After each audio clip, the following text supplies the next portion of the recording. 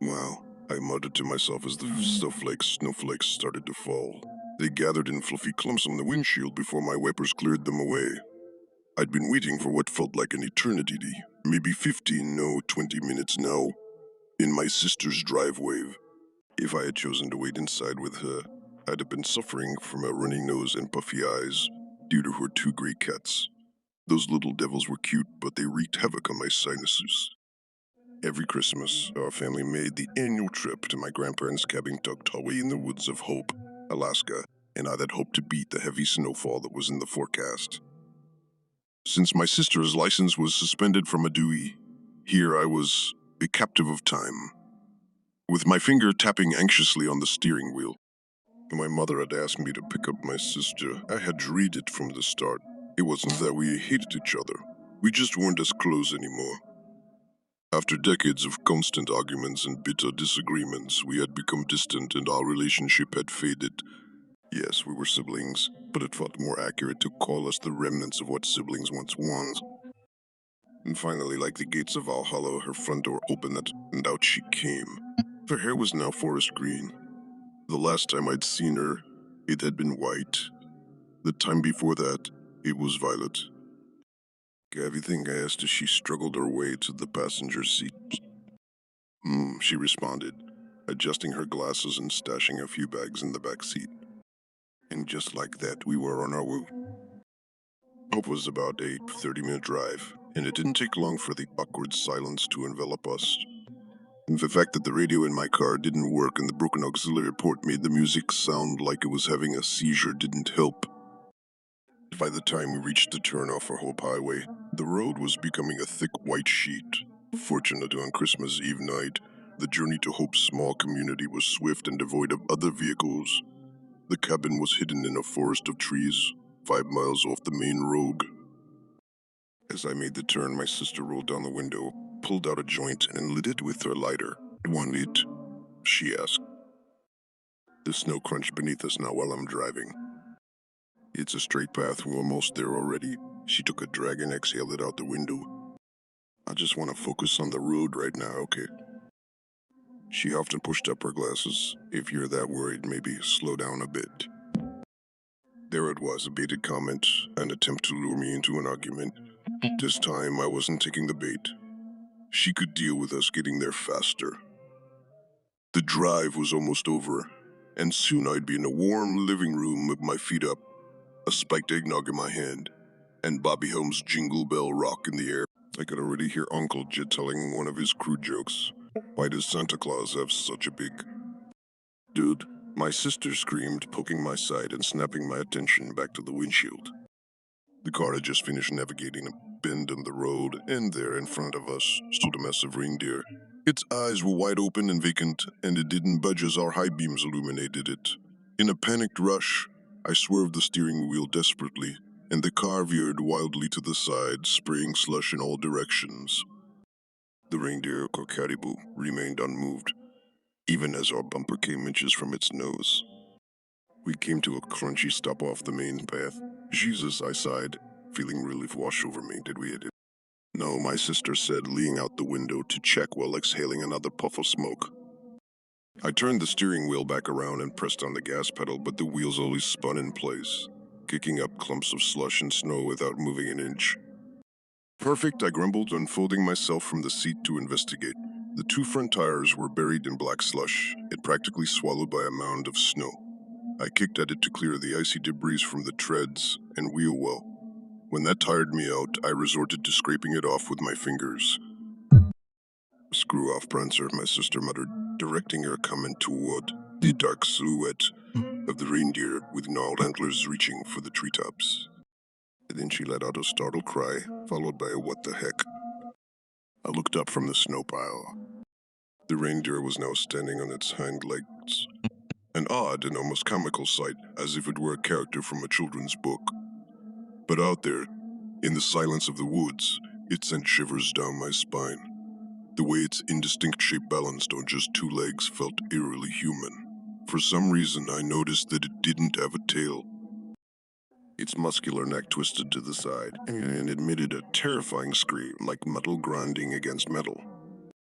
My legs turned to ice, anchoring me in place. As the scream transitioned into a series of wet grunts, the reindeer dropped back down to its original posture and stomped heavily, exhaling white vapor and releasing streams of snot from its nostrils. I may not have been a hunter, but it was clear when an angry animal was about to charge. I leaped back into the driver's seat, yanked the door open, and slammed it shut just as the muffled thud of hooves reached me. Antlers scraped against the door as the massive creature leaped over the spot I'd just been standing in, moving astonishingly fast. My sister screamed as it circled back and charged again, this time smashing the headlights and plunging us into darkness. "Just go already," my sister yelled in my ear. "I'm trying, darn it," I hissed. The wheels continued to spin, fruitlessly. We were trapped. The creature charged again, this time striking the window. A web of cracks spread near my sister's head. I frantically searched for anything, literally anything, that I could use as a weapon. I had never been a fan of guns, but at that moment I would have done anything to have a Glock in my hand. After rattling the car once more, the reindeer seemed to lose interest and disappeared into the snow-covered thicket. Given some breathing room, we called our dad and informed him of our situation. He was on his way in his pickup to rescue us. I glanced at my sister, who was taking slow, deep breaths between her fingers. "Are you okay?" I asked. "What do you think?" she grumbled. "I told you to slow down." Another jab, and this time I wasn't going to take it. "Want to be useful?" I yelled. "Get out there and help push." "No." "Then be quiet. I don't need this right now." She didn't say anything else, and neither did I, returning once again to the silence that had defined Relationship. The sooner Dad's headlights appeared in the distance, the better. Suddenly, my sister rolled down the window. "What are you doing?" I asked. "Shesh," she said, pursing her lips. "Just listen." I humoured her, waiting, and soon enough, I heard it too. A soft, plaintive voice coming from outside. "Somebody," it whimpered. "I'm lost. Please help me. I'm lost." My sister unlocked the door and motioned to open it. I grabbed her wrist. "What are you doing?" she snapped. "There's someone out there. Just wait a second. It's weird, isn't it?" The voice continued to cry, stuttering between sobs and begging for help. I didn't like the way it sounded. The same drawn-out pauses between words, the same mournful tones, like someone had put a recording on repeat.